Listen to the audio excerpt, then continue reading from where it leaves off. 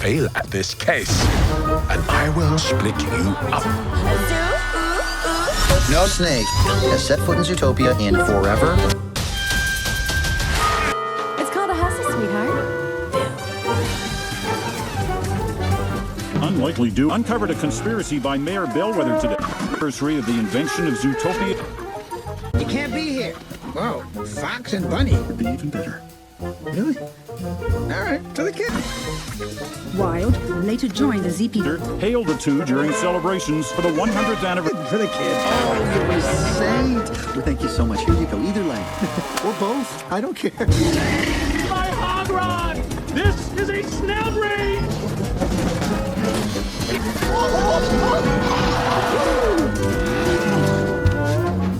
I put a little train there because I know you like trains. Yes, I know. Hurry. I got this. Jiggle it, jiggle it, jiggle it. Stand out, noobs! I hate that dumb bunny. We got him. Rolling spikes! Rolling spikes!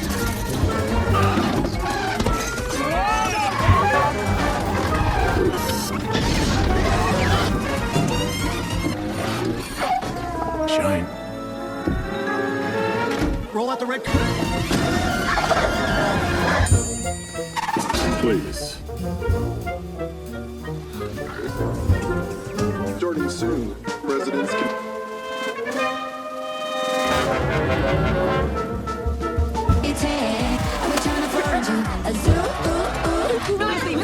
When will you begin the time? Invite me over.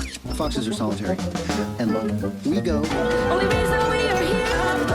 Well, then we can't make a time to smash. Come on, Dad. Have a wonderful time at the party. And we're turning up for a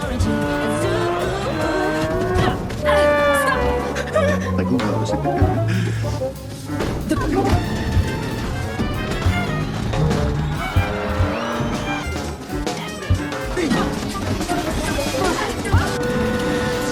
To roar in Tundra Town. banging at the fiesta. Secret of that book and why the snake wants it. Hey, Johnny! Hey, bub, hey, bub, hey, bub, hey, bub, Hey, bub, bubby bub. hey, bub, hey, bub, Hey, bub, bub. Stop. As a venomous snake attacks the founding family. Three now suspects in the tragic fanging of Zootopia's chief of police and considered it. Disney Zootopia 2. Get ready, Zootopia fans, because we are officially heading back to the city where anyone can be anything. That's right.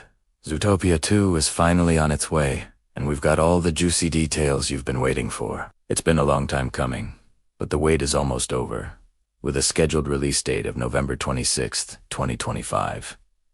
Mark your calendars, because this is going to be big.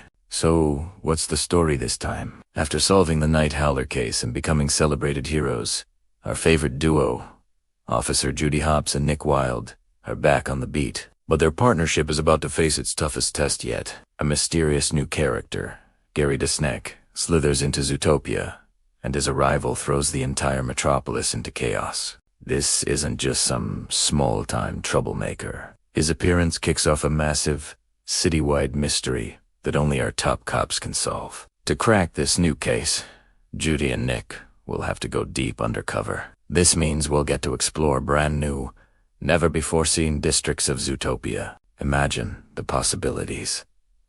Will we see a reptile-filled swamp district, an underground burrow town, or maybe even an avian city in the sky? The first movie gave us such incredible environments like Tundra Town and the Rainforest District, and the creators are promising to expand this amazing world even further. This undercover mission will push Judy and Nick into unfamiliar territory, forcing them to rely on each other in ways they never have before. Their friendship and professional partnership will be tested to the absolute limit. Of course, what's Zootopia without its amazing cast? We're thrilled to report that Ginnifer Goodwin is returning to voice the eternally optimistic Judy Hopps, and Jason Bateman is back as the sly and charming Nick Wilde. Their chemistry was the heart of the first film, and I can't wait to see how their dynamic has evolved. They're no longer a rookie and a con artist. They're partners, and that changes everything. Joining them are new and familiar voices. We've got confirmations for Andy Samberg, who is rumored to be voicing the mysterious Gary DeSnake, Peter Mansbridge, and even former Disney CEO Robert A. Iger are also listed in the cast, which is definitely intriguing. What roles could they be playing? The mystery just keeps getting deeper. Zootopia 2 is being produced by the legendary Walt Disney Animation Studios, the same team that brought us the Oscar-winning original. So, the animation is going to be absolutely breathtaking. The storytelling will be clever, and the humor will be sharp. The first movie was praised for its smart social commentary, and we can expect the sequel to continue tackling big themes in a way that is accessible and entertaining for the whole family. It's listed as an animation, family, comedy, adventure, and mystery film. So it's hitting all the right notes for another blockbuster hit. The runtime is slated for 107 minutes, which is the perfect length to tell a rich, engaging story without overstaying its welcome. With a new villain, new locations, and new challenges for our beloved heroes, Zootopia 2 is shaping up to be one of the most anticipated animated sequels of all time. Will Nick and Judy's partnership survive the pressure? Who is Gary Nick? And what does he really want? And what incredible new corners of Zootopia will we get to discover? The questions are piling up, and November 2025 can't come soon enough. What are you most excited to see in Zootopia 2? Let me know your theories and hopes down in the comments. Thanks for watching, and don't forget to like and subscribe for more movie news and updates. See you next time. Zootopia looks peaceful at first glance, but there's always something simmering under that calm surface. And that's exactly why this story begins with a question that'll keep you hooked till the very end. How does a city that once fought its own instincts handle a threat it's never seen before? A threat that slithers right past every rule, every expectation, and every assumption the city believes about itself. Today, we're diving straight into the next chapter of Judy Hopps and Nick Wilde's lives, and trust me, what you think you know about Zootopia is about to flip upside down. But before we get to the chaos, we need to understand the calm. The very first minutes drop us right inside a city that's finally breathing again. Predators and prey are living side by side without the fear that once tore them apart. The metro rails run on time. The rainforest district glows with misty lights. Sahara Square bakes in its usual drama. And the city's heartbeat feels steady for the first time since Judy cracked the case that changed the entire world. But peace never lasts long in a place built on differences, and this film wastes no time showing us exactly why. We cut to Judy Hopps, sprinting through the ZPD lobby, not because there's an emergency, but because she genuinely loves her job. It's classic Judy energy, she's 5 minutes early, and in her mind, that's still cutting it close. She's grown a lot since the first movie, but the spark that got her into Zootopia in the first place hasn't dimmed one bit. She flashes that confident smirk at Clawhauser, tosses a carrot pen joke at him, and heads straight toward the briefing room. But here's the point the movie wants you to notice: Judy isn't the underdog anymore. She's respected, trusted, even feared by the criminals who've learned that you never underestimate a rabbit with a badge. That transformation is one of the strongest narrative choices in this sequel. It proves that Zootopia 2 isn't just repeating old lessons, it's building new ones. Of course, right behind her strolls Nick Wilde, still pretending like he doesn't care about schedules, but somehow still arriving exactly when Judy does. That contrast, her unstoppable energy and his effortless cool, is what keeps the partnership grounded. And it's also what's about to get tested harder than ever before. Now, this chapter does something really interesting. It opens a loop in the very first scenes. The loop is subtle, but powerful. Why is Nick quieter today? Why does he keep glancing at Judy like there's something he wants to say? Why does the camera linger on him longer than usual? It isn't random. It's planted for a payoff. A payoff that won't hit until much later. And good storytelling always hides its biggest punches in the softest moments. Inside the briefing room, Chief Bogo lays out a routine day. Nothing dramatic. Nothing intense. Just patrol details and community events. This is important because it sets the baseline for the city's normal. Without a solid normal, becoming abnormal doesn't hit as hard. And Zootopia 2 absolutely wants the shocks to land. But just when the meeting is about to wrap, something bizarre happens. The lights flicker. The projector screen glitches. The room hums like the entire building is holding its breath. It lasts only a second. A tiny, almost forgettable moment. But the point is clear, something is disrupting Zootopia already. Something new. Something untraceable. And the movie uses this as the first breadcrumb leading toward Gary the Snake. On the surface, the glitch doesn't affect the officers. They shrug it off. But narrative-wise, it signals a shift in tone. Peace is cracking, even if no one sees it yet. Bogo dismisses the room. Officers scatter. Judy and Nick head out into the city streets. And here's where the movie delivers its first thematic argument. Judy talks about how far the city has come. She believes Zootopia has finally learned how to embrace unity.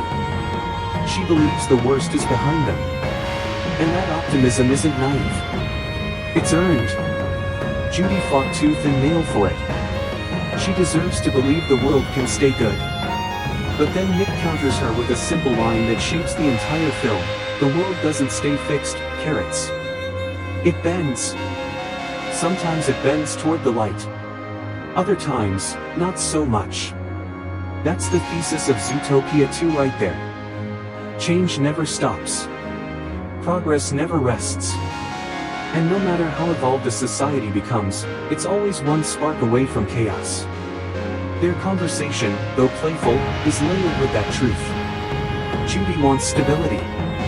Nick expects turbulence. And ironically, they're both right. That duality is what turns this story from a mystery into a character-driven exploration about trust, perception, and the danger of assumptions. As they patrol the city, we get a showcase of how much Zootopia has grown. New species walking confidently through districts that once weren't designed for them. Expanded transportation systems. Mixed species families laughing together.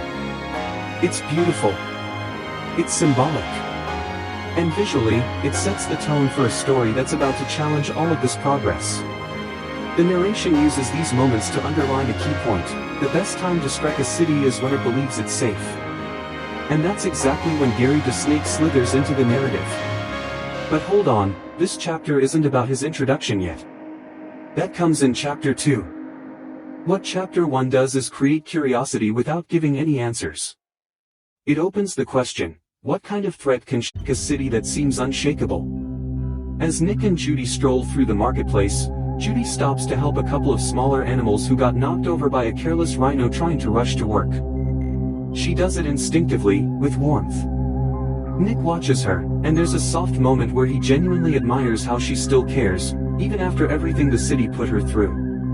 And this moment isn't filler, it's contrast. Judy's empathy versus the cold shadow that's creeping towards Zootopia. The movie wants you to feel that contrast deeply. Right after that, a small crowd begins to gather around a massive billboard in the center of the plaza. The screen flickers. Sparks. Glitches again. The same glitch from the ZPD briefing. The story then transitions to a darker setting. A surveillance lab inside the ZPD, where Clawhauser, Bogo, and a team of analysts study citywide glitch patterns. Every glitch follows the same signature, a wave-like movement of energy, almost like something slithering through digital circuits. Bogo's frustration rises as the anomalies spread. Clawhauser mentions offhand that citizens are starting to panic, because the glitches hit public transit, billboards, and even hospital monitors. Judy connects it to the frozen truck case, but Bogo needs more evidence. Nick, meanwhile, stays oddly quiet. That loop from chapter 1 returns. His silence isn't casual, it's thoughtful. He's piecing something together, but he's not ready to share it. And that's an intentional character flaw, his instinct to handle things alone, a habit left over from his hustler days. But this flaw becomes relevant later when the truth finally cracks through the partnership. The film takes us now into the heart of the city, where a new disturbance triggers a second wave of panic. A power outage rolls across half of Tundratown like a cold tide. Buildings flicker. Elevators freeze. Street lamps pulse with blue sparks. Animals shout and scramble, and the movie uses this chaos to reveal a key detail: the outages aren't random. They're patterned. They follow movement. They follow something crawling through the infrastructure.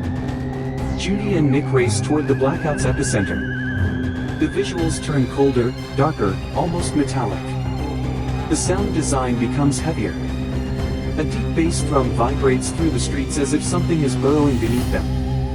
And then, without warning, the road cracks slightly, not enough for collapse, but enough to hint that something huge passed below. The script now shifts into commentary mode. This isn't just action. This is environmental storytelling. Zootopia 2 leans heavily on using the city as a character. The cracks, the lights, the cables, everything reacts to Gary's presence before anyone ever sees him. That's why this chapter hits so hard. The city itself becomes part of the mystery. Judy tries to contact command, but her signal glitches. Nick notices something glowing beneath a manhole cover. A faint green light. He lifts it, and a burst of cold air blasts upward, followed by the tail end of a serpentine shadow disappearing into a tunnel. Judy rushes to the edge, shining her flashlight downward, but all she sees is mist and movement. She calls down, identifying herself, demanding whoever's there respond. Silence answers. Nick's face tightens. He recognizes the movement, the rhythm of it. Something about the way the shadow moved sparks a memory buried deep in his hustler past, a rumor about a reptile criminal with a talent for manipulating tech. Someone who could steal anything without ever touching it. Someone whose voice supposedly talked animals into giving up their secrets without realizing it. But Nick doesn't say this. Not yet. The hesitation builds their eventual conflict. The chapter continues with Judy and Nick descending into the tunnels, where the environment shifts again. It's colder than it should be. Cables crackle. Steam mixes with frost. The tunnels are dripping with condensation. The lighting flickers like the circuits are fighting for survival. Judy tries to keep her spirits up, making jokes about horror movies while Nick follows the markings left on the metal walls. Scratch marks. Snake-like slides. Evidence that something massive passed through. The deeper they go, the more the atmosphere becomes suffocating. The soundscape shifts into low rumbles and slithering echoes. Judy's breath fogs in the air, and her ears twitch at every sound. Nick's usually relaxed posture tightens as if his instincts are screaming at him to turn back. But they press on. And then they find the first piece of direct evidence, a shattered communication note covered in claw etchings shaped like letters. Not random scratches, symbols. A coded message. Judy takes photos. Nick stares at the markings. He whispers, almost to himself, "This is engineered. Someone's broadcasting through the grid." When Judy asks what he means, Nick avoids the question again. That hesitation earns a worried look from Judy. Their trust wobbles. The movie wants you to see the fracture forming long before it breaks. They keep moving until they reach a chamber pulsing with faint electricity. The walls glow with dim patterns. And suddenly, a voice echoes through the darkness. Calm. Smooth. Intelligent. Curious little mammals. You walk so bravely into the dark, yet you do not understand what waits in the cold. This is the moment Gary DeSnake actually enters the story, not visually, but through presence. His voice coils around the chamber like smoke. His tone is chilling precisely because it isn't aggressive. It's almost amused. Judy shouts into the shadows, identifying herself and demanding he reveal his location. The voice chuckles softly. Such confidence from a rabbit. Such suspicion from a fox. You believe you know your city. You believe you know yourselves. Nick stiffens. Judy's hand moves toward her tranquilizer. The tension in the scene becomes electric. Gary continues, "But you cannot protect what you do not understand." The chamber lights flicker violently. Energy surges across the walls. The air grows colder. And just when Judy takes a step forward, the voice whispers one final line, "Your city sleeps. I will wake it." The lights explode in a burst of sparks. The chamber plunges into darkness. Judy reaches for Nick, but the ground beneath them vibrates as something enormous slithers away, far too fast for them to catch. By the time they restore their flashlights, the chamber is empty. The chapter ends with Judy catching her breath and declaring they need to report this immediately. But Nick doesn't move. His face is pale, his eyes wide. Judy asks what's wrong, and Nick finally admits the truth. He's heard stories about that voice. Stories from hustlers, smugglers, underground tech thieves. Stories about a reptile who could shut down an entire city with nothing but a whisper. Stories he never believed, until tonight. Judy stares at him. She realizes he's been keeping things from her. The distance between them grows silently but painfully. The narrator closes the chapter with this line. In Zootopia, danger doesn't always roar. Sometimes it whispers. And when a whisper becomes powerful enough to shake a city, even the strongest partnerships begin to crack. Chapter 2 ends with the tunnel lights flickering back to life just long enough to reveal a symbol burned onto the metal, a coiled serpent encircling Zootopia's skyline. A warning. A signature. A promise. And the real hunt begins. The moment the sun rises over Zootopia in Chapter 3, it's clear the city hasn't recovered from the shock of the night before. The skyline looks the same, the streets look the same, but the mood has changed. That's the power of an invisible threat. The fear lives in the air long before the villain ever steps into the light. This chapter begins exactly where the last one left off, Judy Hopps and Nick Wilde climbing out of the underground tunnels, shaken, exhausted, and carrying a truth the rest of the city isn't ready to hear. And that tension drives everything that happens next. This is Gary's second direct communication with the city, and it shakes the precinct to its core. Judy looks at Nick with wide, terrified eyes. Nick stares at the blank screens like he's staring at a ghost he tried to forget. And Bogo, for the first time, looks genuinely afraid.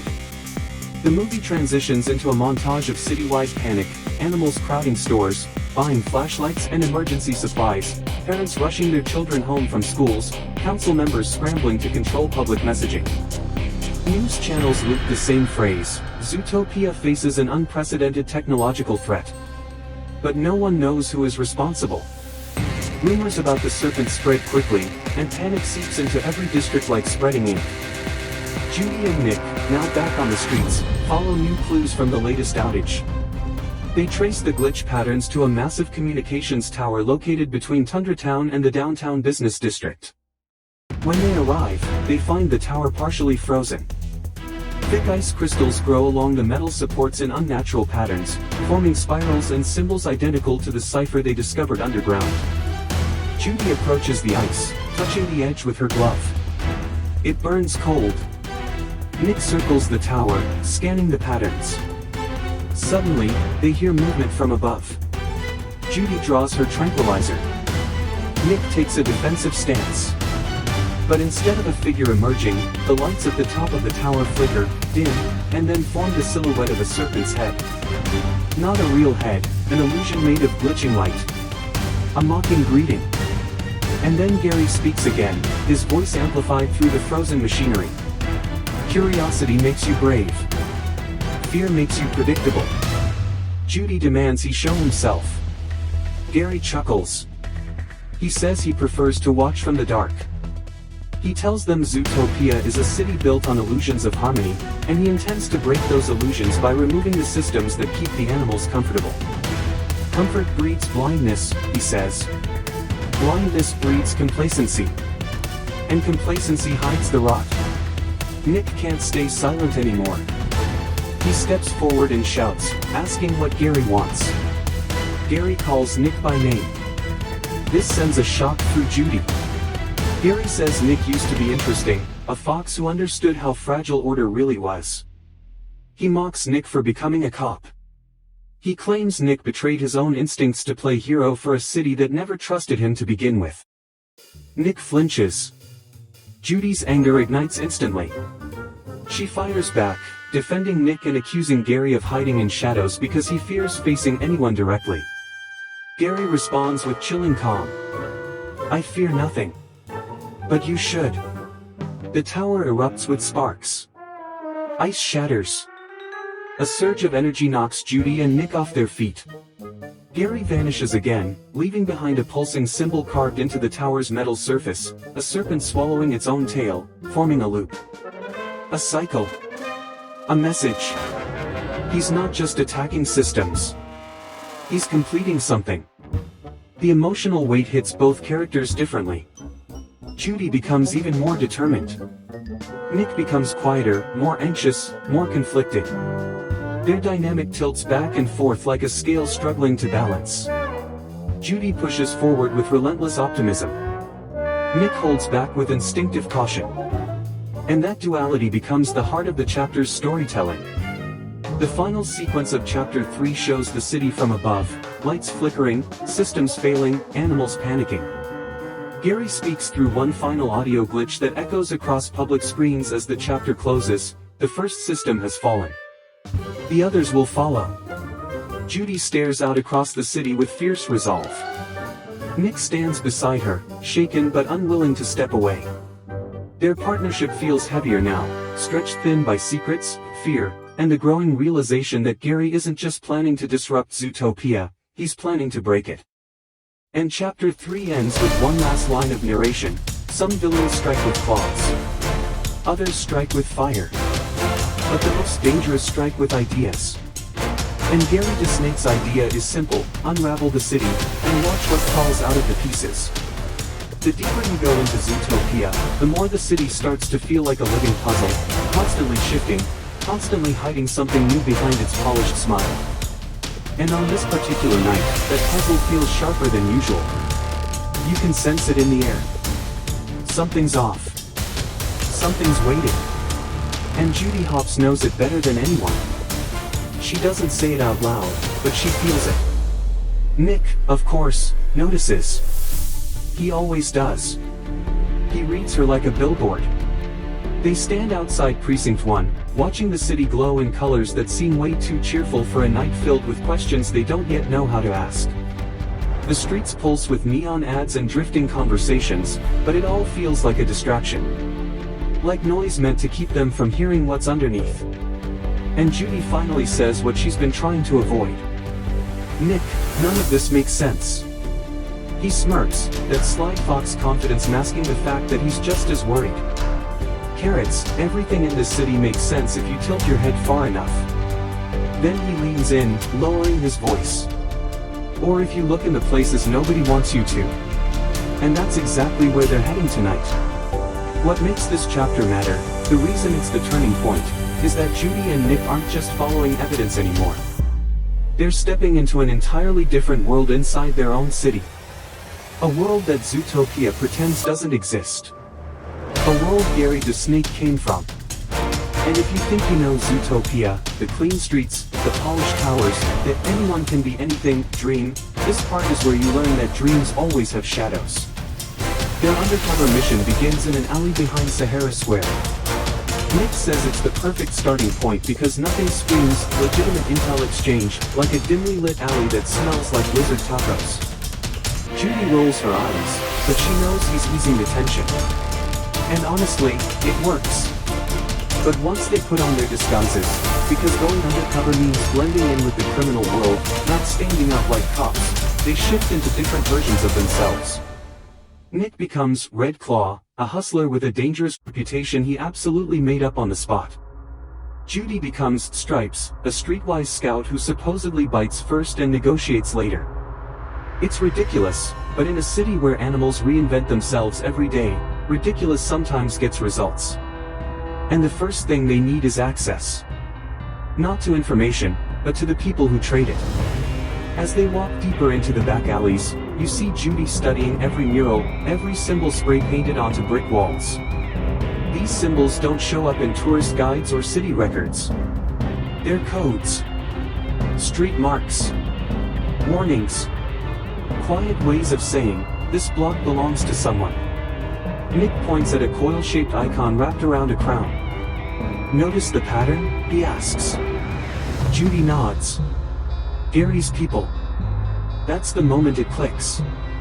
Gary didn't come to Zootopia alone. Someone was waiting for him. Or worse, someone brought him here. They reach a dive bar called the Velvet Sheath, barely visible behind curtains of steam from a broken vent pipe. Inside, it's a different universe. Dim lighting, glowing bottles lined up behind a counter carved with claw marks, and musicians playing something halfway between jazz and a nervous breakdown. What makes it fascinating, though, is who's inside. Reptiles. Nick whistles low. This place had funding, he mutters. Or at least, real architects. The elder nods. We were not always forgotten. We were here when the city was only an idea. We contributed to its foundation. But when the mammals built upward, they asked us to remain below. Her voice carries no bitterness, only the weight of a truth repeated too many times. That line hits Judy hard. They asked you to leave. We were told progress needed space. Nick's eyes narrow. And I'm guessing the progress didn't leave room for warm-blooded reptiles. The elder looks at him. No. It did not. This exchange is crucial, because this chapter revolves around acknowledging the uncomfortable truth. Progress often comes with casualties, and society sanitizes those casualties for the sake of unity. Zootopia's vision, anyone can be anything, was built on a missing chapter. A chapter Judy and Nick now have a responsibility to read. They follow the elder deeper into the hall, where a pedestal stands at the center. Resting on it is a metal device, small, cylindrical, clearly old, but also oddly advanced. Judy squints at it. Is that tech? Ancient tech, the elder replies. Created by our scholars generations ago. It was designed to measure energy patterns beneath the city. Vibrations. Shifts. Temperature flow. But that was only its surface function. Nick raises an eyebrow. And the real function? It reveals structural weaknesses. That's the moment everything clicks. Judy feels it first, a sudden, cold certainty. Gary was looking for this, she whispers. Or something connected to it. Correct, the elder says. He believed the city above was unaware of how unstable it has become. Nick steps closer, studying the device. Let me guess. Zootopia's built in layers. Old tunnels beneath new systems beneath modern foundations. And if something shifts down here, it affects everything up there, the elder finishes. But the question that matters most, the one both Judy and Nick are too afraid to ask, is why Gary needed this device now. And the elder answers that without needing to hear the question. Because someone has been disturbing the foundation. This is where the real narrative tension builds. It's not just about Gary acting out of pain or frustration. It's about him reacting to something happening beneath the city, something dangerous enough to threaten everyone, reptile and mammal alike. Before Judy can react, a loud rumble shakes the chamber. Dust falls from the ceiling. The ground trembles beneath their feet. The elder's eyes widen, fear breaking through her composure. It's happening again. Judy steadies herself. What is that? A shift. A large one. Not natural. Nick puts a paw on the pedestal for balance. Let me guess, whoever's behind this wants the city to fall apart. Literally.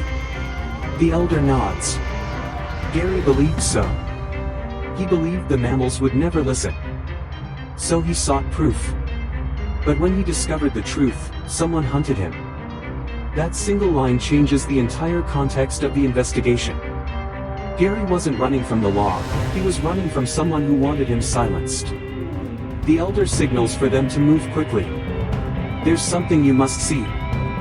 Something Gary uncovered before he vanished. They follow her through another tunnel leading to a chamber filled with scrolls, maps, and digital screens powered by old biotech. This mix of ancient and futuristic is part of what makes this chapter fascinating. It's not a cliché underground society, it's a lost world that advanced differently from the mammals. Parallel evolution. Parallel innovation. And nobody up top ever cared to look. Judy scans the maps, noticing patterns highlighted in bright red. Fault lines. Load pressure points. Infrastructural weaknesses forming in a circle around the city's central districts. Nick leans over one map and whistles again. Carrots, if these readings are accurate, one good hit and half the city could sink. That was Gary's fear, the elder says. He warned the council decades ago. They dismissed him. They dismissed all of us. Judy feels a surge of anger. Not at Gary, at the system. At a city that prides itself on equality while burying entire histories under concrete. At leaders who choose convenience over truth. She looks at the elder. Why didn't you tell the public? Because they would not believe us. Because your leaders said our knowledge was obsolete. Dangerous. Primitive. Nick shakes his head. They wanted control. They didn't want a second power base under the city. And so we became ghosts, the elder says. But Gary refused to let us remain that way. This is where the theme of the chapter becomes clear. Gary isn't a villain. He's a whistleblower. A desperate one. One who saw a danger no one else wanted to acknowledge. And he paid for it. Judy steps closer to the largest map and points at a glowing blue marker near the city center. What's this? That, the elder says softly, is where Gary disappeared. Nick folds his arms. Convenient. Whoever's behind this probably figured if they couldn't control Gary, they'd remove him. Judy clenches her fists. Who are we dealing with? A corporation? A politician? A scientist? The elder hesitates. We do not know. But we know they had access to city plans. Updated ones. Mammals from our enclave cannot obtain those. That narrows the list. Someone high-ranking. Someone with clearance. Someone who knew the city's weaknesses and saw opportunity instead of danger. Judy's mind races. She thinks of every powerful figure she's met. Every case that felt like it connected to something bigger. But she needs proof, not suspicion. And the elder has just given them the first piece. Suddenly, the chamber shakes again, harder this time. Items fall from shelves. Cracks spread across the ceiling. The elder shouts, "We cannot stay." Nick grabs the device from the pedestal. This thing's coming with us. Judy nods. It's evidence. And it's our only lead. The elder guides them toward an exit tunnel, but another rumble sends debris crashing down behind them, blocking their escape route. Judy coughs through the dust, pulling Nick up. There has to be another way. There is, the elder says, pointing toward a narrow passageway. But it leads directly into the city's maintenance underworks. Nick gives a half smile. Perfect. I love tight spaces that smell like mold. They squeeze through the passage, the elder staying behind to help other enclave members evacuate. Judy turns. You're not coming. The elder shakes her head. This is our home. I must guide the rest out. Go. And do not let the city fall. But the silence grew heavier. As if the trees themselves were holding their breath. On the third step, the glimmer flashed again, but this time lower, closer to the ground. Like something swinging gently in the figure's hand. Something metallic. That was enough. I turned, not fully running, not fully walking, but moving with the kind of urgency that comes from knowing hesitation is dangerous. The woods felt different now. The cold sharper, the darkness thicker, the path narrower. Every branch seemed to reach for me, every shadow seemed to shift. I refused to look back. I don't know how long I walked, only that each second stretched uncomfortably, the kind of stretching that happens when fear is the thing pushing time forward. Eventually, the cabin lights appeared between the trees, warm and dim, like a distant signal. Relief washed over me, but too quickly. Because with relief came sound. A sound I hadn't heard since I stepped into the woods. A footstep. Not behind me. To my right. Close. Too close. I froze. The footsteps stopped. The woods fell silent again. I slowly turned my head, just enough to see the shape through the trees. Closer now. Much closer. Close enough that I could see the outline of the shoulders. The faint curvature of the head. The glint of something metal swinging slowly at its side. I backed away. One step. Another. The shape didn't follow. Not yet. But its presence filled the space around it, like a quiet warning. I turned again and made for the cabin, this time faster, my steps crunching hard and loud against the frost. The woods didn't care about subtlety anymore, neither did I. When I finally reached the porch and slammed the door behind me, the sound echoed through the cabin, breaking the heavy quiet. My heart was pounding so hard I could feel the rhythm in my fingertips. I leaned against the door. Silence. Then the wind picked up outside. Or at least I told myself it was the wind. I moved to the window, slowly, carefully, pulling the curtain back just an inch. The clearing was too far to see from here, but the edge of the woods was visible. Empty. No shape. No movement. No glimmer of metal. Just darkness and drifting fog. But the ground beneath the nearest tree was disturbed, dirt shifted, frost broken, branches bent where someone had stepped. Someone. Not something. Because the footprints were human. Large, but human. Leading from the clearing. Stopping at the tree line. Not entering the yard. Not coming closer to the cabin. Stopping. As if whoever, or whatever, it was had drawn an invisible boundary at the edge of the woods. A boundary they didn't need to cross. Because they knew I saw them. And they knew I would return. Not tonight. But soon. Because the woods have a strange weight to them, the kind that pulls you back even when you know better. A subtle, intentional gravity. And whatever stood out there knew that gravity well. I let the curtain fall and stepped back. The silence inside the cabin wasn't heavy like the woods. It was empty. Safe. But temporary. I sat down, trying to calm the adrenaline rushing through me. And then a soft tap came from outside. Not from the door. From the window. One tap. A second. A pause. A third. I stared. The sound wasn't forceful, not aggressive. It was deliberate. A signal. A message. And suddenly, the fear that had followed me from the woods shifted into something else. Not curiosity, not dread, but understanding. Whoever was out there wasn't trying to approach the cabin. They were trying to get me to come back out. The tapping stopped. The woods fell silent again. I didn't check the window. I didn't look outside. But I knew the shape was still there. Waiting. Not for now. For later. Because the story wasn't finished. Not yet. Not even close. And the woods don't let you leave until they've given you their truth. Whether you're ready for it or not.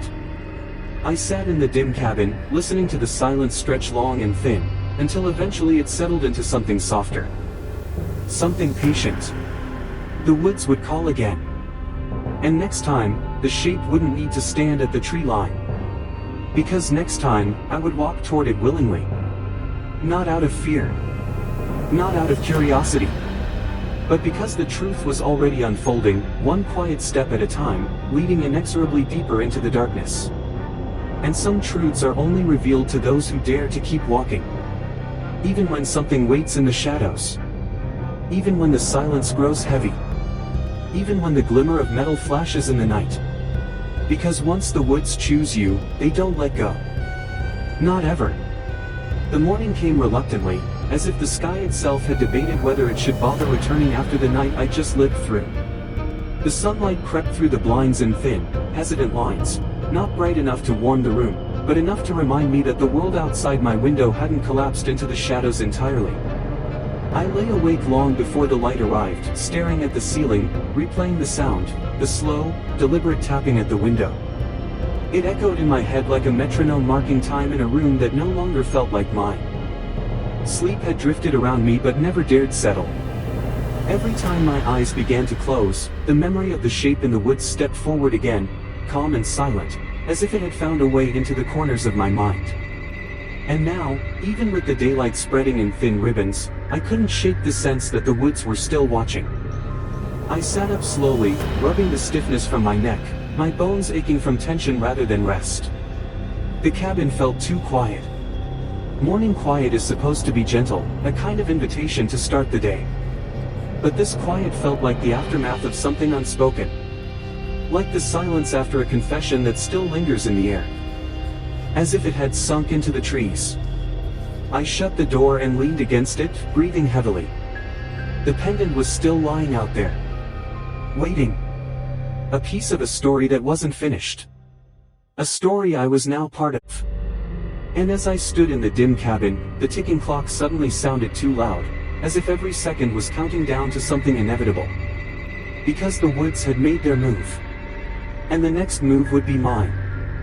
Whether I chose it or not. The day crawled forward, each hour heavy with the memory of the figure. I tried to distract myself, reading, cleaning, organizing the cluttered shelves, but everything I touched felt temporary, as if it belonged to a life I was slowly leaving behind. By late afternoon, the light outside had shifted into a hazy gold, casting long shadows across the floor. Shadows that stretched toward the door, toward the woods. Shadows that seemed to pulse with expectation. That was when I heard it again. The tapping.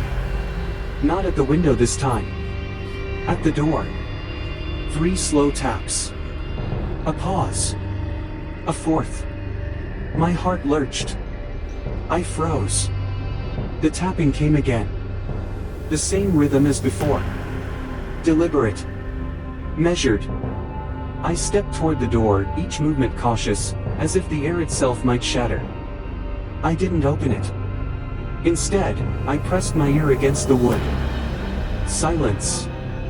Then, a faint whisper. Not words. Not breath. Just sound. Like the woods calling my name again. I backed away. The tapping stopped. The woods fell silent. And in that moment, I understood something with terrifying clarity. The figure didn't need to enter the cabin. It didn't want to. All it wanted was for me to step outside willingly. Because whatever story had begun decades ago with Emily Grace Thompson wasn't finished. And the woods had chosen me to finish it. Whether I wanted to or not. The evening dimmed. The cabin darkened. And somewhere beyond the tree line, something waited. Patient. Silent. Certain. The story was unfolding. And I was already walking its path. Even if I never left the cabin. Even if I tried to close my eyes and pretend the tapping wasn't real. Because the woods remember. And the woods don't let go. Not ever. The night pressed against the cabin like a living thing, thick and restless, as if it had been waiting all day for the moment the last bit of light slipped behind the tree line. It wasn't just darkness, it was weight. A slow, tightening pressure that crawled under the skin and settled deep in the chest. By the time the sky turned fully black, the silence outside felt almost engineered, like the woods were holding their breath for me to take the next step. I sat in the middle of the cabin floor, legs crossed, back straight, staring at the door as if it might pulse or breathe. I tried to steady myself. But tonight didn't want steadiness. Tonight wanted movement. Response. A decision. It was like the entire forest had agreed that waiting was over. That whatever had been creeping around the clearing, whispering through the cracks, tapping softly at the windows, had reached its threshold of patience. And the worst part was that the fear felt different now. Not sharp and panicked like the first night I saw the figure. This fear was slow. Thoughtful. Almost familiar. Like something I had been carrying inside me long before the woods ever spoke. The pendant glimmered faintly where I had placed it on the table. I hadn't wanted to bring it inside, but leaving it outside felt like abandoning a message that wasn't meant to be ignored. Even now, under the dim lamp, the engraving caught the light in a way that looked intentional, like the letters wanted to be read again. E.G.T. Emily Grace Thompson. A girl I had never met but who now felt as close as breath. As if the woods had tied her story to mine without asking permission. I picked up the pendant slowly, turning it between my fingers. It was warm now, warmer than metal should be after hours in a cold cabin. That should have bothered me more than it did. But my mind was somewhere else, locked on the sound that still pulsed faintly in my memory, the tapping on the door. 4 soft knocks, each one precise, deliberate. A pattern. A signal. I had spent the entire day convincing myself that opening the door would be the worst mistake of my life. But now, sitting alone, surrounded by the thick quiet, I wasn't so sure. There was a shift happening. Something subtle but undeniable. Like the woods weren't trying to threaten me anymore. They were trying to communicate. I stood and walked toward the door, stopping just a foot away. The wood felt cool when I placed my palm against it. I closed my eyes and listened. At first, nothing. Then the faintest echo, like whispering moving through branches miles deep. A sigh cutting across distance. A voice without form. I stepped back. I wasn't ready. Not yet. Instead, I moved toward the window and peered through the glass. The clearing was a pale field of moonlight, every blade of frost shimmering like tiny mirrors. The woods were a jagged wall of shadow beyond that, dense and unmoving. But something felt different. The edges of the trees seemed softer, as if the darkness between them had thickened. Or gathered. Or waited. I lowered the curtain and returned to the table. The pile of clippings and notes stared back at me, offering answers I still didn't know how to interpret. I picked up another article, this one from the early 90s. 2 local hunters who went missing during a blizzard. Their last known location. The same stretch of woods behind the cabin. Their tracks had simply stopped. No sign of struggle. No evidence of escape. Just absence. As though they stepped into a crack in reality and didn't return. Another clipping described a group of hikers who refused to talk about the night they spent here after losing their map. The only quote the reporter managed to pry from them was a single sentence: the trees weren't trees anymore. They never elaborated. I swallowed hard and put the article aside.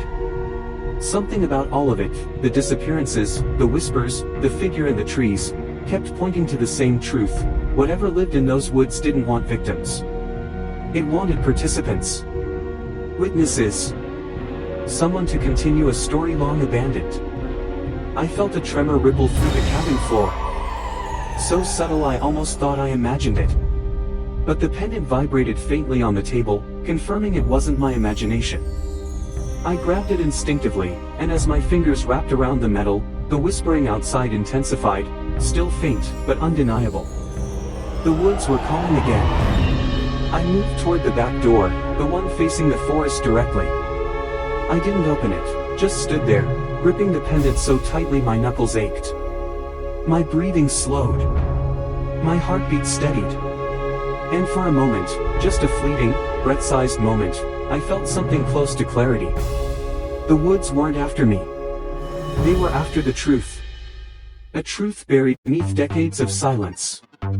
A truth that still pulsed like a heartbeat in the soil. The pendant grew warmer in my hand. I turned it over, running my thumb across the engraving. The metal caught the moonlight again, but this time the glow felt different. Softer. Almost guiding. As if the pendant itself wanted to be taken somewhere. I opened the door. The cold air rushed in instantly, but a strange calm washed over me. The clearing was empty. Silent. But not threatening. I stepped outside. The frost crunched beneath my boots, echoing too loud in the quiet night. Detective Avery Hill had seen cold cases before. Some haunted him, some frustrated him, and a few he tried to forget but couldn't. But this one, Emily's case, was different. It was the one he returned to like a wound he kept reopening, trying to figure out why it refused to heal. When the new evidence surfaced, it didn't come politely. It hit like a fist to the ribs, knocking the breath out of everyone who believed the old narrative. One small item, one overlooked detail, one sliver of truth wedged under the fingernail of the past. That was all it took to unravel 36 years of assumptions. I remember watching Hill study the piece of evidence, turning it in his gloved hand, the overhead light catching its edges as if illuminating the truth trapped inside it. It wasn't dramatic, not in the Hollywood sense. It was quiet, almost anticlimactic. But that's the thing about real breakthroughs, they rarely come with fireworks. They usually come when someone finally looks where no one bothered to look before. And that's exactly what happened. That night, Hill walked into the evidence room out of instinct, not instruction, and ended up noticing something that had been there all along. Not hidden, just ignored. Not erased, just unrecognized. It was strange how long the county had lived with the idea that Emily had simply gone missing before she was found murdered. People repeated the narrative like a memorized script. She went missing, a search followed, her remains were found, and no one ever knew who did it. But the real story was messier. Emily didn't just disappear. She was taken. There were signs, subtle, confusing, misfiled, misunderstood, that pointed to a struggle, a last stand, a desperate attempt to escape. And yet, for decades, all those pieces lay flat like puzzle fragments tossed in a drawer. Hill began arranging them, one by one, and what emerged was a picture no one expected. That's where this chapter breathes, in the shift from uncertainty to clarity. Every revelation felt like stepping deeper into a forest where every branch could snap underfoot. As Hill and the new forensic team dug deeper, they began noticing patterns, marks on bones they once dismissed, fibers preserved in plastic that had never been tested with modern technology, and audio logs from witness interviews that revealed inconsistencies only obvious in hindsight. The case didn't suddenly solve itself. It unfolded, reluctantly, like a rusted door slowly creaking open after years of being stuck. One of the most unsettling discoveries came from the re-examination of Emily's personal diary. Not the pages everyone had seen, the ones with neat handwriting and teenage worries, but the pages tucked behind a loose lining in the back cover. Someone had hidden them there, and they held a version of Emily people had never fully known, alert, perceptive, suspicious, and afraid. She mentioned someone following her. Watching her. Someone everyone assumed was a harmless local boy, the kind who seemed too quiet to hurt anyone. But Emily's tone was unmistakable. She wasn't uncertain. She was warning herself. And that changed everything. As Hill listened to the entries being read aloud in the sterile hum of the lab, he felt the weight of decades pressing down. Those pages were a voice from the grave, a testimony no one had allowed her to give while she was alive. It was horrifying to realize how preventable her death might have been, how close she came to escaping it. The diary didn't give a name, but it gave enough detail, mannerisms, habits, a place she kept seeing the figure, that the investigators began forming a new list of persons of interest. And the most chilling part? Several of those names belonged to people who had lived entire lives after Emily died, never questioned, never suspected. The commentary swirling around the community became louder once whispers turned into investigative leads. People wanted to know why certain individuals had been overlooked, why evidence had been mishandled, why no one seemed to want the case solved back then. The deeper Hill dug, the more resistance he felt, not from criminals but from the system itself. Paper trails abruptly stopped. Reports were missing signatures. Statements were recorded but never archived. It was almost as if someone, somewhere along the line, had nudged the case off course. Not enough to look obvious. Just enough to slow it down until the trail went cold. And that brings us to one of the most pivotal moments of Chapter 9, the confrontation with a retired officer named Samuel Ward. Ward was a deputy back in '87, the kind of man who had a reputation for being strict but fair. He was respected, even admired. But as Hill spoke to him, it became clear that Ward had been guarding something for decades, not out of malice, but out of fear. Fear of ruining lives. Fear of exposing mistakes. Fear of admitting he might have overlooked something that cost a girl her life. Ward confessed that he always suspected someone but never had enough courage, or evidence, to push harder. That revelation was both a breakthrough and a tragedy, because it meant Emily's justice had been delayed not by conspiracy but by human frailty. The script of this chapter builds tension through those cracks in memory, those decades-old fractures in judgment. Hill took Ward's confession not as gospel, but as a key. And that key unlocked a door no one had dared to open, a hidden connection between Emily and one of the long-dismissed suspects. The suspect had left Harlan County years ago, building a new life in another state, blending into normalcy. But the forensic team found something in the old evidence that matched a known item connected to him, a match that, in modern labs, was undeniable. The moment that match came through felt like the heartbeat of this chapter. Hill stood there, staring at the printer as it spat out the results, his eyebrows tightening as the conclusion solidified in front of him. This wasn't speculation. This wasn't rumor. This wasn't a hunch. This was hard science catching up with an old crime. It was as though Emily's voice had finally pierced through 36 years of silence, pointing directly at the man who took her life. When Hill and the team prepared to confront the suspect, now an old man with a completely different life, the narrative tone shifts. There's a sense of eerie calm, the kind that comes before a storm. The commentary slips into the psychology of someone who has spent decades pretending to be innocent, wearing normalcy like armor, hoping the world forgets what he did. But killers don't forget. And neither do the families of victims. When Hill knocked on his door that cold morning, every second felt elongated, stretched tight like a wire ready to snap. People murmur. No one knows what it means. And then the billboard returns to normal. A fashion ad. A weather update. Nothing scary. But Nick leans in and whispers, "That's not normal." Again, planting seeds. Seeds that will matter later. The chapter then shifts toward a more character-focused beat. Judy gets a call from her parents back in Bunnyboro. It's quick, funny, and warm. They ask about her health, about Nick, about when she'll visit. It grounds Judy emotionally, reminding the audience of her roots. And again, this is deliberate structure. You can't raise stakes without showing what the hero stands to lose. Nick, meanwhile, gets a message from Nick. Something about a rumor spreading across the underground circuits. Something about a newcomer. Someone dangerous. Someone no one can trace because no one has ever seen him face to face. Nick hides the message from Judy. And that right there is the beginning of the tension that will test their partnership. But let's break it down with commentary. This choice, to have Nick conceal information, adds depth. Nick has always balanced honesty with old instincts. And the movie uses this flaw to create emotional realism. It's not about betrayal. It's about hesitation born from old patterns. Patterns he still needs to grow past. They continue their patrol, unaware that across the city, in a dim alley near Tundratown's border, a silhouette slips between shadows. A movement barely noticeable. A hiss barely audible. The movie never shows the full figure. Just the outline. The presence.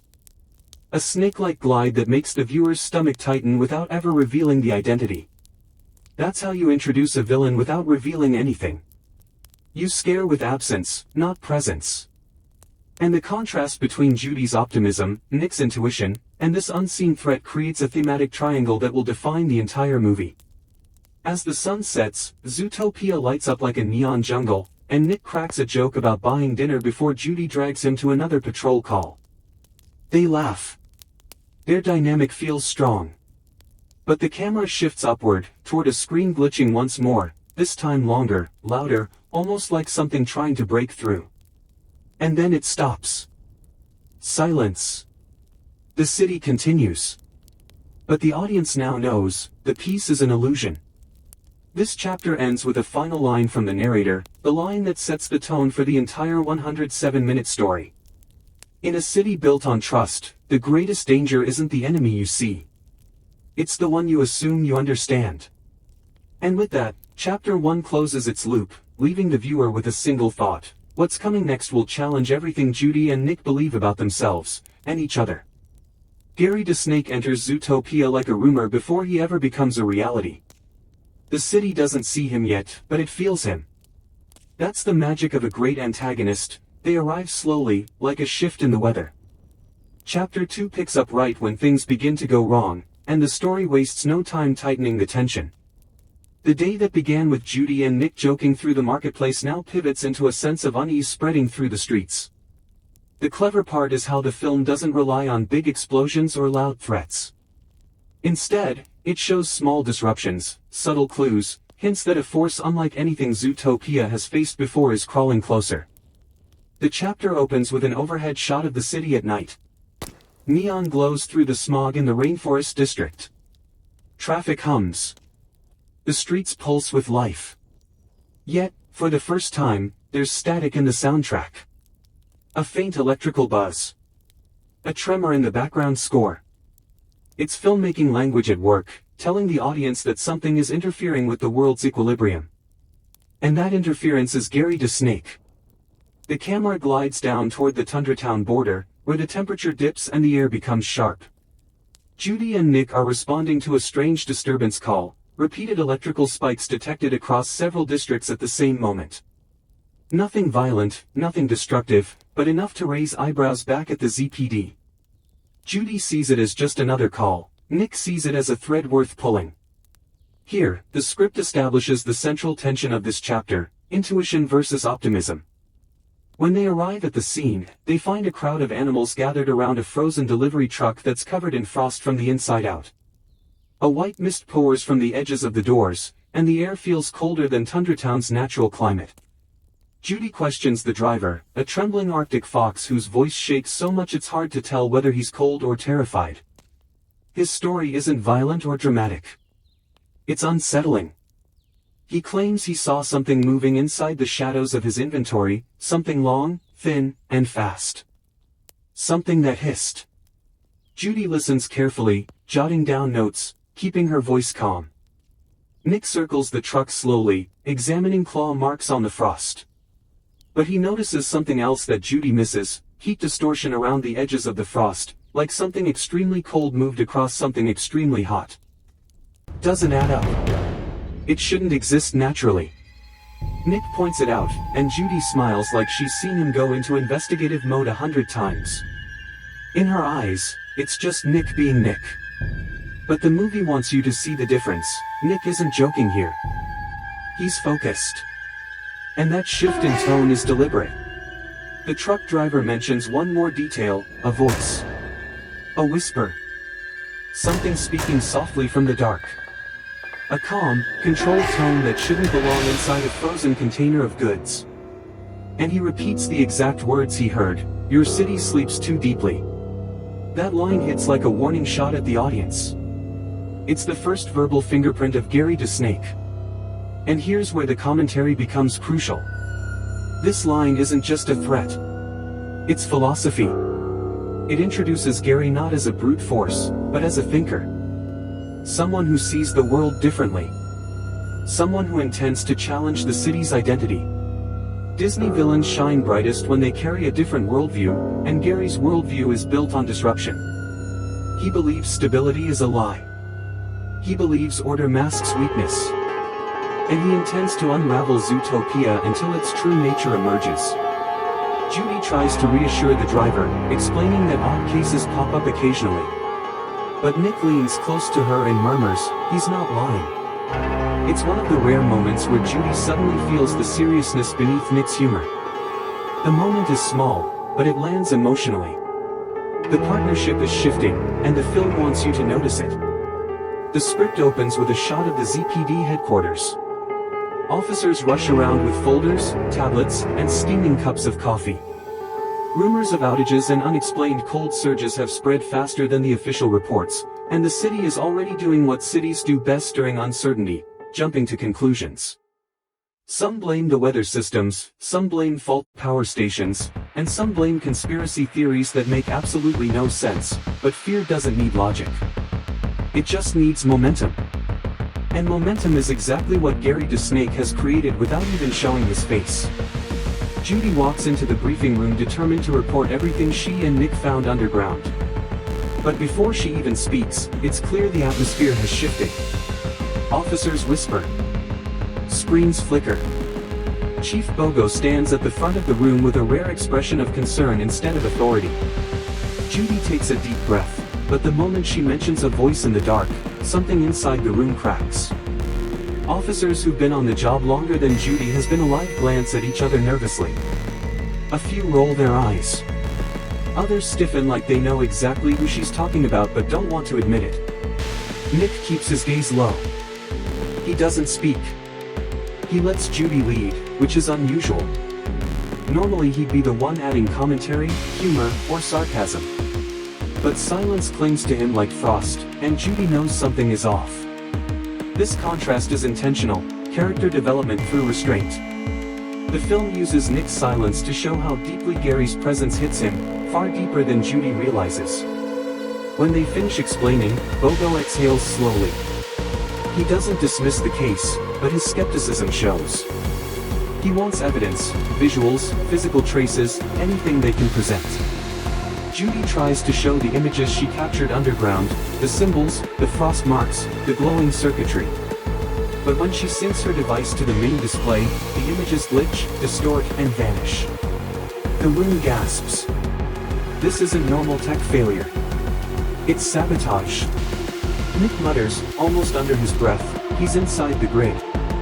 Judy gives him a sharp look, urging him to explain, but Nick shakes his head. Judy argues with Bogo, insisting they saw something real, something dangerous. Bogo responds with a truth no cop wants to hear. Without concrete proof, the city won't believe them. The council won't act. And the public will panic over shadows. Judy clenches her jaw, frustration boiling under her skin. Nick stays quiet, the weight of the unspoken truth pulling him further inward.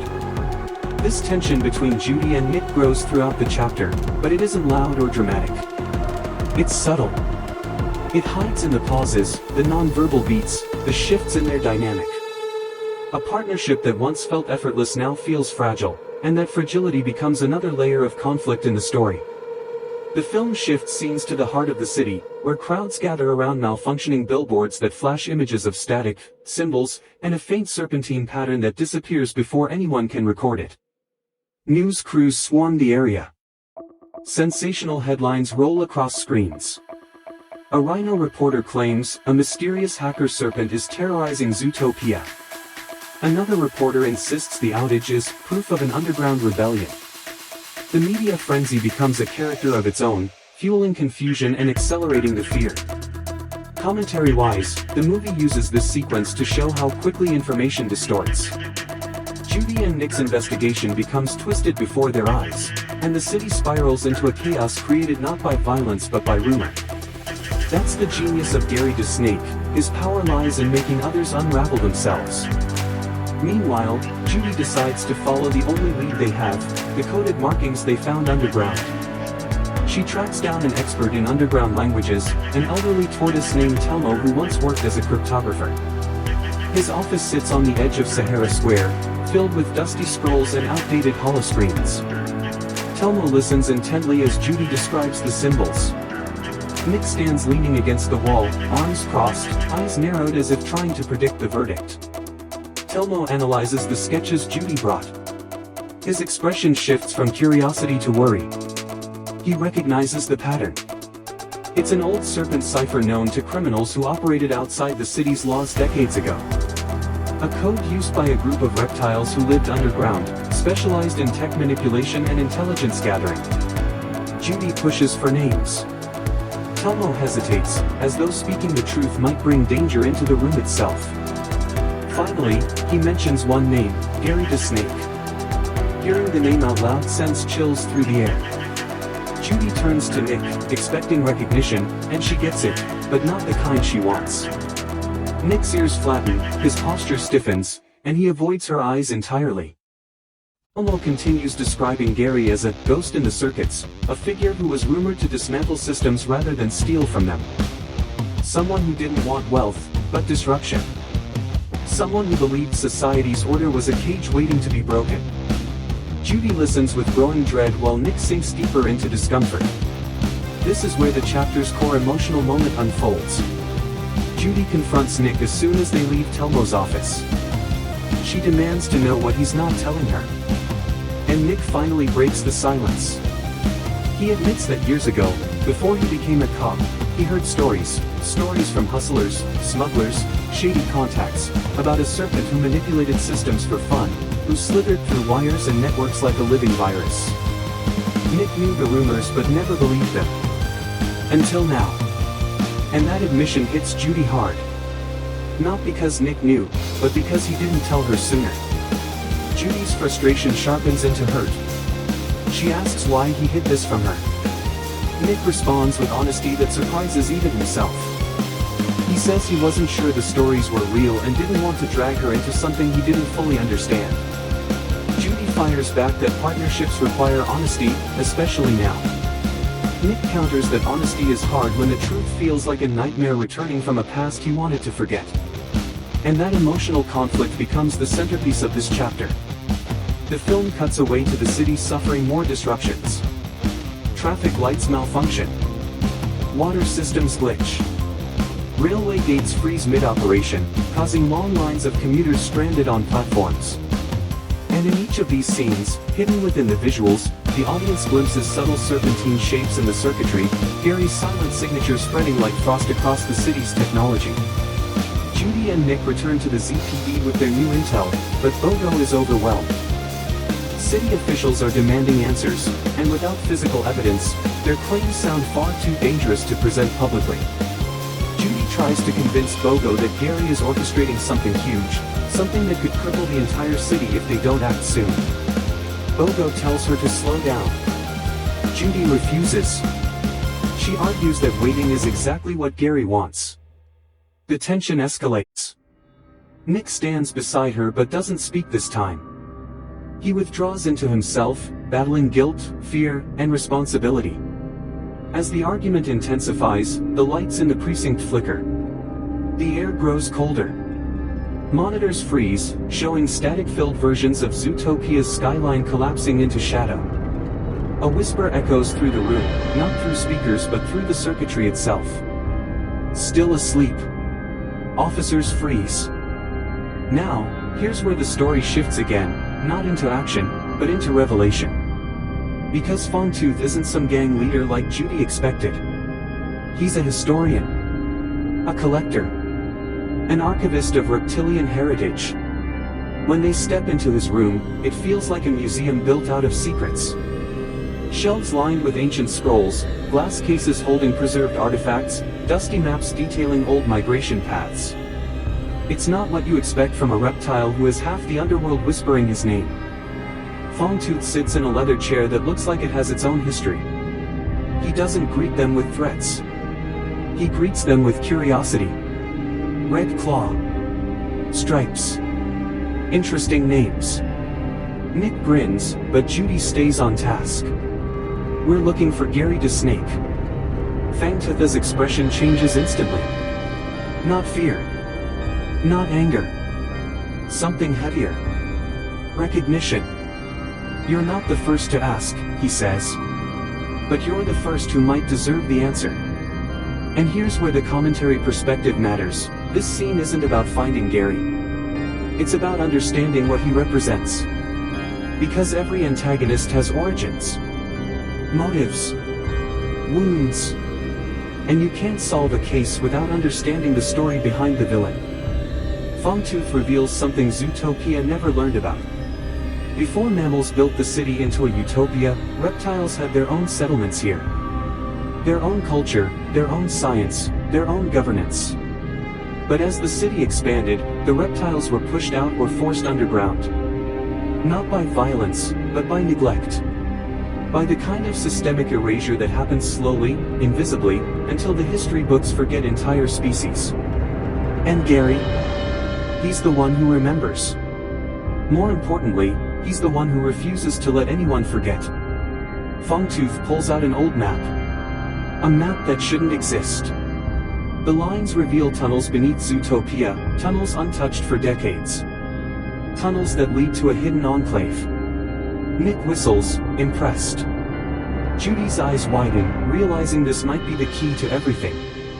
Fongtooth warns them that the enclave doesn't welcome outsiders, even reptilian outsiders. It's a closed society built around survival, secrecy, and resentment. But Judy's not backing down. We need to go there, she says. Nick gives her a look that says, of course you do, but he doesn't argue. That's the thing about their partnership. Judy jumps, Nick calculates the landing. And somehow, it works. Fongtooth gives them a coded charm, telling them it's the only thing that might keep the Enclave from attacking them on sight. But he also warns them that once they go in, there's no guarantee they'll make it out with the truth. The truth, after all, is something people fight hardest to protect when they fear what it might reveal. Leaving the velvet sheath, Judy keeps replaying Fangtooth's words. She feels the weight of the history she never knew. Nick notices it and nudges her lightly. Carrots, you can't blame yourself for a past you didn't write. But Judy shakes her head. We wear a badge, Nick. We're supposed to know the whole city. All of it. How do we protect something we don't understand? And that right there is the heart of this chapter. It's not about uncovering clues. It's about uncovering perspective. The idea that justice isn't just about law, it's about context, understanding, empathy. And that's what makes Zootopia more than a family film. It's a commentary on real-world structures and the communities that fall through society's cracks. As they navigate the tunnels beneath Sahara Square, the tone of the story tightens. The walls feel close. The dripping pipes echo like the heartbeat of something old and restless. The commentary angle here is essential. Visually, this part mirrors the theme. The deeper they go physically, the deeper they go metaphorically. Into the city's past. Into Gary's motivation. Into the unresolved tensions Zootopia never acknowledged. Eventually, they reach a stone gate reinforced with metal coils that look like they were designed by engineers, not criminals. And behind that gate, they see movement. Shapes in the shadows. Dozens of eyes watching them. This isn't a gang. This isn't a hideout. This is a community. A forgotten one. Judy lifts the charm Fongtooth gave them. The eyes shift. A hiss echoes through the chamber. A massive serpent slithers forward, draped in ceremonial markings that glow softly. She's not Gary, but she knows him. She circles Judy and Nick, examining them with ancient authority. Then she speaks in a slow, deliberate voice. You carry Fangtooth's mark. That grants you entry. Not trust.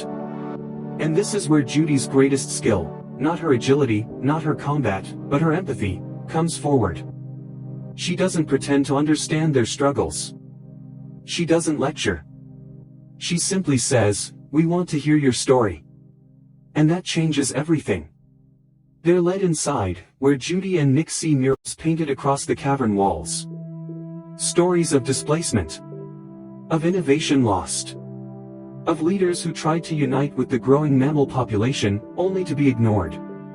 They see younger reptiles playing beside makeshift homes crafted from scavenged materials. And Judy's heart breaks a little. Nick, too, though he hides it behind humor.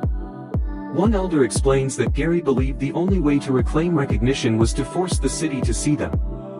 Not through violence. Through disruption. He wanted balance, she says. But pain can twist purpose.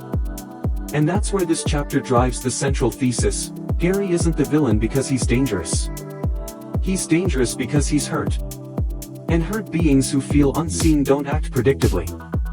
As the Enclave shares stories, voices overlap, painting a picture of a society Zootopia pretended didn't exist. Nick pieces it together. Someone in the city wanted Gary to act out, he says. Someone who benefits from chaos. Someone who doesn't want old history resurfacing. That realization sets up the chapters to come. The mystery isn't Gary alone. Someone else is orchestrating things. Someone powerful. Someone afraid of what the reptile's return would mean. The chapter closes with Judy making a promise, not as a cop, but as a citizen. We'll find the truth, she says. All of it.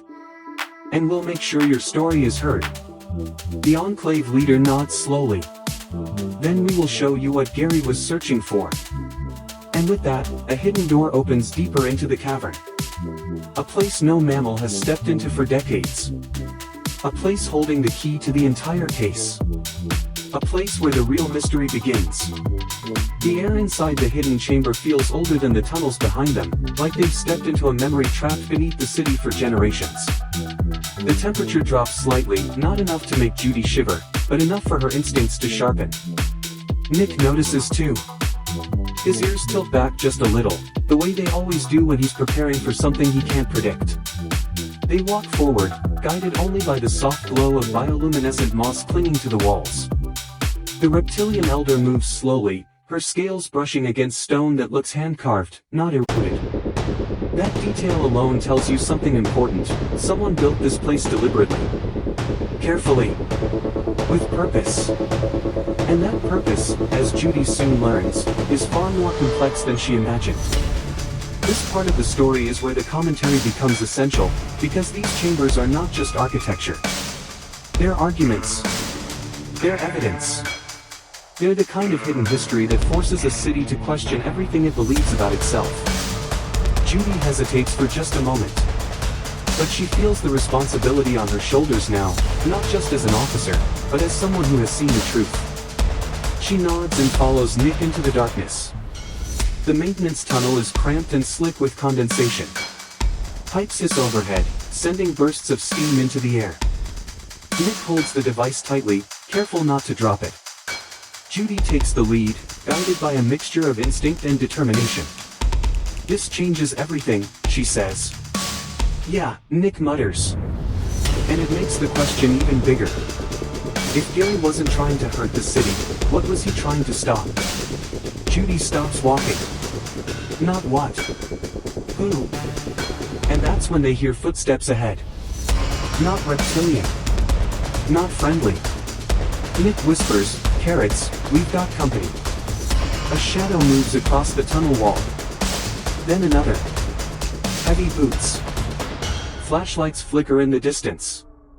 Judy's breath catches. They knew we'd come here.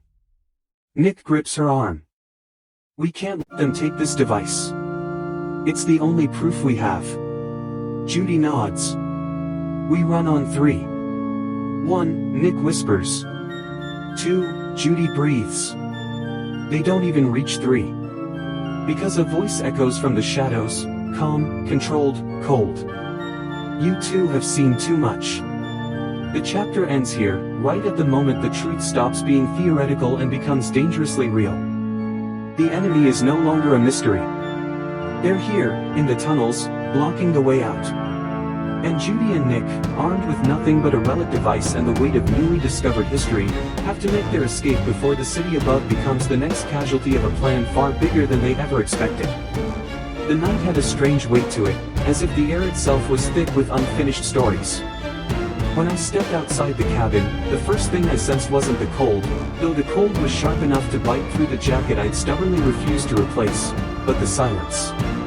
A kind of silence that didn't just settle around you, but pressed in, reminding you that something out there was waiting. Not watching, not threatening, just waiting. And that kind of silence is worse than noise, worse than chaos, because at least noise gives you something to trace. Silence gives you nothing except imagination, and nothing is more dangerous than imagination when the truth is still moving in the dark. The dirt path leading from the porch to the tree line was covered in thin frost, crunching under every step like brittle glass. I kept walking, my breath fogging into small ghosts that drifted backward. I told myself I wasn't nervous, just restless, just curious about what the woods look like this late at night. But curiosity is the lie we tell ourselves when we don't want to admit fear. And fear is the truth we hide behind curiosity, because admitting fear means accepting that something is wrong. And something was wrong. Not dramatically wrong. Not thunder crashing, sky-splitting wrong. More like the kind of wrong where a picture frame sits just slightly crooked on the wall no matter how many times you straighten it. A familiar room suddenly feels unfamiliar. A house you've lived in for years suddenly sounds different, an echo where it shouldn't be, a hollow where you know a wall is solid. It was that kind of wrong. Subtle, quiet, patient. By the time I reached the first line of trees, the moonlight had dimmed behind a thin stretch of drifting clouds. It wasn't enough to plunge the woods into full darkness, but it softened everything, the branches, the ground, even my own shadow, until the world felt blurred. As if I wasn't walking into the woods, but into a memory of them. I paused. The air smelled like wet earth and decayed leaves, a scent I used to find comforting when I was younger. A scent that meant autumn, bonfires, sweater weather evenings. But now it smelled like something else. Something stale, metallic, like the way the world smells after a storm takes out the power and the silence that follows brings its own electric tension. I kept going. A few yards into the woods, the wind shifted. A subtle movement, nothing dramatic. Just enough to brush across the leaves and send a soft ripple through the branches. But the ripple didn't run naturally, didn't move from one tree to the next the way wind usually does. It moved in a straight line. A narrow, deliberate line.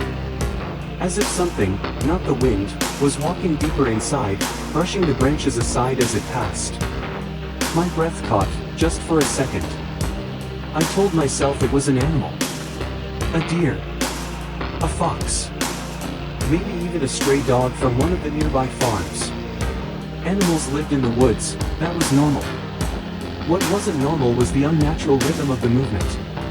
Animals move with patterns, light steps, cautious pauses, small scurries. This movement was too steady, too singular, like someone dragging a stick along a fence. I listened. Nothing. After a moment, I pushed forward, deeper into the trees, letting the crunch of the frost under my boots become my anchor. The further I went, the more the cold settled into my bones, not the kind of cold that comes from temperature alone, but the kind that comes from knowing you're somewhere you shouldn't be. I reached the old clearing, a wide, flat patch of earth where the grass never grew evenly, even during the warmer months. The locals had a dozen stories about this place. Some said lightning had struck here decades ago and scorched the soil. Others claimed it was where hunters once gathered. But the story that always stuck with me was the one about the girl who vanished here in the late 70s. The girl who walked into the woods with her friends and didn't walk back out. They found the friends. Shaken, confused, unable, or unwilling to explain what happened. But they never found her. I never believed the story. Not fully. Not until now. Because standing in the clearing, the air felt different. Heavy. The silence again, not the peaceful kind, but the expectant one. The kind that feels like it isn't just absence of sound but the presence of something unspoken. I stepped into the center. The earth here was softer. Even under the frost, it gave slightly under my weight. A subtle shift. I crouched, brushing my glove across the ground.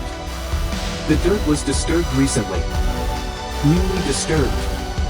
Someone, or something, had been here. I leaned in closer. Then, a faint sound broke the silence. Not loud. Not sharp. A whisper of movement. A footstep. I lifted my head slowly. At the far edge of the clearing, near the thickest line of trees, someone stood. Or rather, some shape stood. Too still to be human. Too tall to be anything else. The shadows swallowed most of the figure, but one detail cut through the darkness, a faint glimmer. A reflection. Like metal catching moonlight for just the briefest second.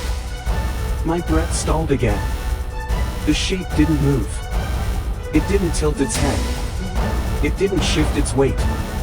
It simply stood there, tall and silent, facing me. I felt the instinct at the base of my spine before I felt it in my mind, the instinct to leave. Not run, not sprint, not panic. Just leave. Quietly. Slowly. Without making a sound. Without triggering whatever it was that stood at the tree line. I rose to my feet. The shape didn't move. I took one step backward. The shape didn't move. Another step. Still nothing. I moved through the cabin, my steps cautious though I didn't know why. It wasn't like anything had followed me inside. Nothing had broken in. The tapping was soft, not forceful. But something about the sound had carved itself into my nerves, leaving them humming with unease. I approached the window. The one where the tapping had come from. I didn't touch the curtain at first. I just stood there, breathing slowly, letting the stillness gather between the fabric and my hand. Finally, I pulled it back. The yard was empty. The trees stood motionless, their branches stiff from frost. No footprints disturbed the thin layer of white on the ground, no fresh ones at least. But the old ones, the ones from last night, remained near the tree line. Large, deliberate prints. Stopping cleanly at the edge of the woods. As if the person who made them had vanished the moment the tapping started. Or as if they had sunk into the shadows. I tried to shake the thought away and stepped back from the window. Morning or not, the cabin didn't feel safer. If anything, daylight only highlighted how exposed everything was. At night, darkness hides the unknown. But during the day, you realize just how close the unknown is. I poured myself coffee. It tasted bitter, sharper than usual. Maybe it was just my nerves. Maybe everything tasted different when you'd seen a figure in the woods watching you with the patience of a predator who didn't need to chase. I sat at the table, listening to the faint ticking of the old wall clock. For a long time, that was the only sound. Then, barely perceptible at first, the wind began to move through the trees outside. But not in the natural way. Not in soft waves sweeping through the branches. It came in short bursts, almost rhythmic, like steps brushing against leaves. I forced myself to look away from the window. I wasn't going to let the woods dictate the morning. So I reached for the stack of notes on the table, research papers, old newspaper clippings, records of missing persons from the region. I had gathered them weeks ago when the first strange incident happened, the distant voice calling my name from the tree-line. A voice I had told myself was imagination. But now, after last night, I knew better. The woods weren't imagining me. They were remembering me. The first clipping on the pile was the one about the missing girl from the late 70s. The one whose friends never fully explained what happened. I stared at her black and white photo, the grainy blur of youthful innocence frozen in a moment before everything changed. Her eyes seemed to look past the camera, not into it. Almost as if she were looking toward the woods. Or listening to something beyond the frame. The article described her disappearance as sudden, unexplained. The friends claimed they had all heard something before she vanished. A sound. A whisper. A signal. The details weren't clear, either their memories were too fragmented or they refused to share. But the words they did provide carried a kind of terror between the lines. A terror I had begun to understand. I set the clipping down, rubbing the bridge of my nose. The air in the cabin felt heavier again. Not suffocating, but dense, like the pressure right before a storm. A storm that wasn't coming from the sky. Another rustle outside. Then another. I ignored it. Or I tried. But ignoring something only works when it isn't persistent. The sound wasn't aggressive, but it was steady. A brushing along the edges of the woods. A movement that seemed to circle the clearing. Slow. Thoughtful. Almost guiding. I closed the notebook, stood up, and went outside. The moment the cold air hit my face, I regretted stepping out. Not because of the temperature, but because of the sensation that washed over me, the unmistakable feeling of being seen. Not watched. Seen. Like someone had been waiting for me to open the door. The frost on the ground sparkled in the pale sun. The landscape looked harmless. Beautiful, even. But beauty has a way of disguising danger. And these woods were fluent in deception. I walked to the porch railing, leaning forward slightly to peer into the trees. Nothing moved. But the disturbed patch of earth from last night remained visible, darker than the surrounding ground, as if whatever had stood there had left more than footprints. As if it had left intention. I exhaled a shaky breath. Then I saw it. Not the figure. Not a shadow. Something, placed. At the exact spot where the footsteps had ended. A small object. I felt a chill crawl slowly up my spine, a different kind of cold. I stepped off the porch and moved cautiously forward, my boots crunching loudly through frost that no longer cared about stealth. The closer I got, the clearer the object became. A piece of metal. Shiny. Clean. Untouched by dirt or frost. Not rusted. Not old. Placed intentionally. I crouched when I reached it. It was a pendant. Oval-shaped. Silver. Engraved with initials. EGT. My breath caught. Emily Grace Thompson. The girl from the newspaper. The girl who had vanished in these woods nearly 50 years ago. Her pendant. Here. Now. Placed neatly at the edge of the clearing, like a gift. Or a warning. I reached out, my fingers hovering just above the metal. Something inside me hesitated, not out of fear of touching it, but fear of what touching it might acknowledge. Objects hold meaning, and meaning holds truth, and sometimes truth opens doors you can't close again. Before I could make the decision, a sound broke the silence. A snap. A branch cracking under weight. Not far. Behind me. I straightened slowly, still crouched, the pendant lying between my feet. The air thickened again, like the woods were drawing in a deep breath. I didn't turn immediately. Turning too fast felt like the wrong move. Every instinct in my body told me the presence behind me wasn't charging or approaching, it was simply watching. Waiting for me to acknowledge it. So I turned. Slowly. Deliberately. And there it was. The shape. Closer than it had ever been. Not at the edge of the woods. Not half hidden in shadow. But standing directly between two trees no more than 20 yards away.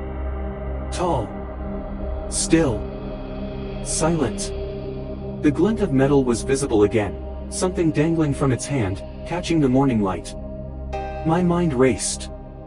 The pendant wasn't what was glinting in its hand. Something else was. Something longer. Sharper. The shape didn't move. Didn't sway. Didn't step forward. But the presence it carried pressed against the space between us like a living shadow. I swallowed hard, forcing my voice to remain steady even though I knew speaking wouldn't be wise. What do you want? The woods swallowed the words instantly. The figure remained silent. Then. A sound. A single, deliberate exhale. Human. My throat tightened. This wasn't a ghost. This wasn't some forest legend. This was a person. A living person. But a person who didn't belong to the normal world anymore. Something had changed them. Or taken them. Or used them. The figure tilted its head. Not much. Just enough to show intention. Recognition. Acknowledgement. Then, slowly, the hand holding the metal object raised, not as a threat, but as a gesture. A silent command. Come here. My pulse hammered. I stepped backward. The figure lowered its hand. Not aggressively. Not disappointed. Just patient. As if it expected the reaction. As if this moment was only the first step in something much larger. I turned and walked back toward the cabin, refusing to run. Running would make me pray. And prey never survives in these woods. I moved toward the tree line, each step slower than the last. Not because I was afraid. But because something in the air felt expectant. Like an audience waiting for a performer to take the final step onto the stage. When I reached the edge of the woods, the pendant pulsed again, just a soft throb of warmth. I held it up, watching it reflect the moonlight through the branches. The light bent slightly, as if pointing downward. I followed the direction of the reflection, and that's when I saw it. Half buried in the frost. A piece of fabric. Old. Faded. A scrap of what looked like a sweater or jacket. My throat tightened. I crouched, brushing frost away until I revealed more of it. The fabric was torn, as if pulled or snagged violently. My breath hitched when I saw the color, faded blue. The same shade the missing girl wore in her school photo. I lifted the fabric gently. It crumbled slightly at the edges, brittle with time, but unmistakably real. The pendant in my hand felt heavier now, as if confirming the discovery. The whisper came again. Soft. Slow. Directly behind me. I turned. The figure stood at the same place it had last night, between two trees, framed perfectly by moonlight. But this time, something felt different. The stance was less rigid. The head not as still. The shadow not as harsh. There was something almost human flickering beneath the darkness. The metal in its hand glimmered again. A chain. Another pendant. My breath caught. For the first time, the figure stepped forward. Just one step. But it was enough to fold every piece of fear, curiosity, and dread into one overwhelming realization. It wanted me to follow. Not run. Not hide. Follow. The woods thickened with silence, as if listening for my decision. The wind paused. The branches stilled. The shadows deepened. I straightened slowly, clutching the pendant, the torn fabric tucked in my other hand. The figure waited. I stepped forward. One step. The figure tilted its head, acknowledging the motion. Another step. The woods swallowed the sound of my boots. Another. The clearing behind me disappeared. Another. The darkness embraced me like an old friend. We walked deeper, one silent guide ahead of me, one trembling witness behind. And the farther we went, the clearer the whispers became. Not menacing. Not chaotic. More like echoes of lost voices woven through the trees. Voices that had been waiting. For decades. We reached a hollow. A small open space I hadn't known existed. The moonlight pooled here unnaturally bright, as if the sky itself had torn open a window just for this place. The figure stopped. I stood beside it, breath shallow. In the center of the hollow, the ground looked disturbed, as if something had been buried and uncovered many times. The soil was darker, richer, almost alive. I stepped toward it slowly, unsure why, but knowing I had to. When I touched the ground with the tip of my boot, the whispers ceased instantly. Silence hit like a wave. Then, a soft sound. A heartbeat. Not mine. From the earth.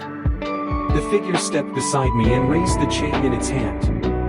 I could now see the pendant clearly, a matching oval shape, identical to the one I held. Only this one was cracked down the center. The figure extended its hand. Offering it. I took it. The metal felt colder than death. The cracking sound that followed wasn't from the pendant. It was from the ground beneath us. The soil trembled. Shifted. Opened. A faint shape rose from the earth, something small, metallic, half-buried. Another pendant. The third. Buried decades ago. Waiting. The truth hit me like a surge of cold water. Emily had never been alone. The others who vanished, they weren't taken randomly. They were chosen. Connected. Pieces of a pattern the forest had been trying to reveal, one pendant at a time. I reached down and lifted the third pendant. The metal was tarnished, almost black.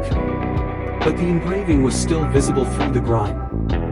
Not EGT. Another set of initials. Another missing soul. The figure stepped back. The forest exhaled. And I understood, painfully, clearly, that I hadn't been brought here to suffer. I had been brought here to see. To uncover the truth buried in the hollow. To finish the story that had been left open for decades.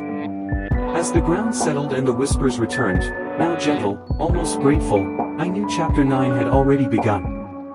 Whether I wanted it to or not. The night air in Harlan County carried a stillness that felt unnatural, as if even the wind was holding its breath, waiting for something to break the silence. I remember stepping outside that evening, looking toward the tree lane where the shadows thickened, and thinking how strange it was that a place so quiet could hide so many stories, stories buried under decades of dust, rumors, and fear. That was before I fully understood that every small town carries secrets, but only a few ever force them into the light. Emily Grace Thompson's story was one of those that refused to stay buried, no matter how hard people tried to forget, ignore, or erase it. By the time chapter 9 of this saga unfolds, the pieces are scattered like jagged glass, and the only way through is to step carefully, knowing every shard cuts deeper the closer you get to the truth. People in Harlan County used to say time heals everything. But time didn't heal this case. Time preserved it. Time hardened it. Time allowed it to mature into something sharper, something that demanded to be solved. And in that demanding, it changed everyone who touched it. By the time investigators neared the edges of truth in 2023, they found that the story wasn't about a single girl anymore, it was about a community tangled in guilt, silence, and the long reach of fear. It was about people who didn't speak up, people who spoke too much, and people who spoke only when it was far too late. Chapter 9 begins right where that tension thickens, in the aftermath of a discovery that rewrote everything.